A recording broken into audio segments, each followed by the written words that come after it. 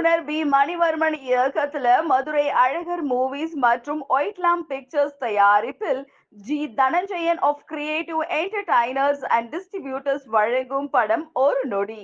இதில் தமன்குமார், எஸ் பாஸ்கர், வேலா ராமமூர்த்தி, பழ கருப்பையா, தீபா சங்கர், சிவரஜினி மற்றும் பலர் நடித்துள்ளனர். படத்திற்கு சஞ்சய் மாணிக்கம் இசையமைத்துள்ளார். ஒரு நொடி படத்தினுடைய ஆடியோ லான்ச் ஈவென்ட் சமீபத்துல நடந்திருக்கு. சின்ன படம் ஓடாது, சின்ன படம்லாம் எடுக்கவே வராதிங்க அப்படின்னு இப்போ விஷால் வந்து அது நல்ல எண்ணத்துல வேற மாதிரி ஒன்று சொன்னாரு. அதை வேற மாதிரி இப்போ புரிஞ்சுக்கிட்டாங்க. ஆனா இந்த படம் சேலஞ்சு பண்ணி சொல்லலாம், சின்ன படம் பெரிய படம் இல்லை, தியேட்டர்ல கண்டென்ட் தான் இனிமேல் படம். நல்ல கான்டென்ட்டை எடுத்துட்டு கொண்டாந்து ப்ரமோட் பண்ணா மக்கள் பார்க்க தயாரா இருப்பாங்க.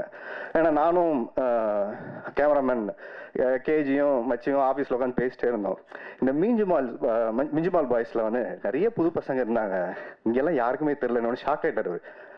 பிரதர் எல்லாருமே பெரிய ஆள் பிரதர், அங்கே அவங்கவுங்க பிஸியாக இருக்கிறவங்க, 2 பேர் ப்ரொடியூசரு, பல பேர் டேட்டே கிடைக்கல 2 வருஷம். ஆனால் தமிழில் நமக்கு அவங்க புதுசு.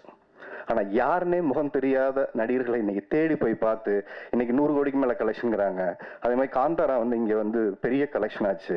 லவ் டுடேயா இருக்கட்டும், நிறைய நல்ல படங்கள் இங்கே ஓடுறதுக்கு மிக முக்கியமான காரணம் நல்ல கதையோட, நல்ல திரைக்கதையோட நேர்மையாக உழைக்கிற டெக்னீஷியன்ஸ். அது ரொம்ப ரொம்ப முக்கியம்.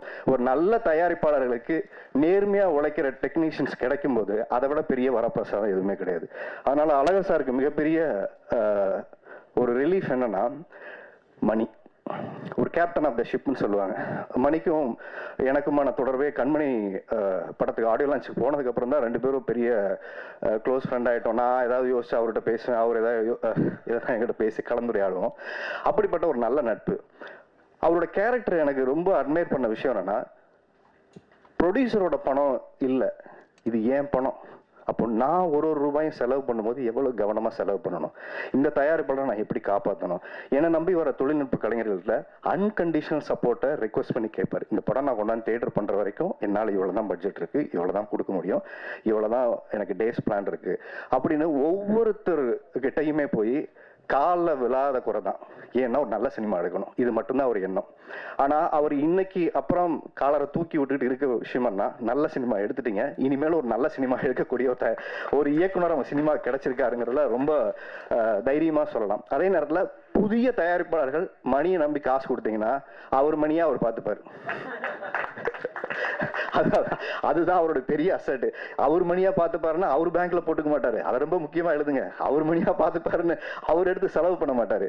கவனத்தை கையாண்டு ஒரு நல்ல திரைப்படம் கொண்டு வர வரைக்கும் ஒரு தயாரிப்பாளருக்கு எதெல்லாம் சேவ் பண்ணணும், இந்த வேஸ்ட் மேனேஜ்மெண்ட் சொல்லுவாங்கல்ல, அந்த ப்ரீ ப்ரொடக்ஷன் ரொம்ப அழகா பண்ணக்கூடிய ஒரு நபர். அதே மாதிரி கூட இருக்க தொழில்நுட்ப கலைஞர்கள். இந்த படம் இவ்வளவு நல்லா வந்திருக்குன்னா நிறைய பேருடைய தியாகம் இந்த மேடையில் இருக்கு. பணத்தை எதிர்பார்த்து இந்த படம் நடக்கல. பிரபலங்களான பெரிய ஆர்டிஸ்ட், பெரிய காஸ்டிங், பெரிய டெக்னீஷியன்ஸ் அதை நம்பியும் இல்லை, ஹீரோவை நம்பியும் படம் இல்லை. ஒரே ஒரு விஷயத்துக்காக அந்த படம் நடந்தது. கதை தான் ஹீரோ, கதை தான் ஹீரோ, கதை மட்டுமே ஹீரோ அப்படிங்கிற ஒரு விஷயத்தை நம்பிதான் இந்த படம் வந்திருக்கு. எனக்கு தெரிஞ்சு இந்த படத்துக்கு அப்புறம் தமன் அந்த டெக்னீஷியன்ஸ், கேமராமேன், இவங்க எல்லாருக்குமே ஒரு பெரிய வாழ்க்கையோட ஏற்றம் இருக்கு. அதே மாதிரி இசையமைப்பாளர் வந்தோடனே நான் ஹைட்டா ஒரு ஆள் வந்தாரு. ஏன்னா நிறைய பேர் உள்ள உட்காந்துருந்தோம், புதுசாக வரும்போது யாருன்னு தெரியல. அப்போ சொன்னா இவரு தான் மியூசிக் போட்டிருக்காருனாங்க. டீசர் எல்லாமே பார்த்தேன், ரொம்ப நல்லா இருந்தது. இந்த படத்துக்கு ஒரு படம் ஓட்டினது தனஞ்சயன் சார் ஹிஸ்டரியில் தமிழில் நீங்கள் தான் சார். படத்துக்கு ஒரு படம் போட்டு எல்லாத்துக்கும் காமிச்சிட்டீங்க. இந்த படம் இது ஒரு ட்ரெண்ட் செட் ஆகிடும். அடுத்தது ஆன்லைனில் ரிலீஸ் பண்ணுறதுக்கு முன்னாடி உங்களுக்கு ஒரு படம் காட்டணும் இனிமேல் அப்படின்னு எல்லாருமே ரெடி ஆகிடுவாங்க.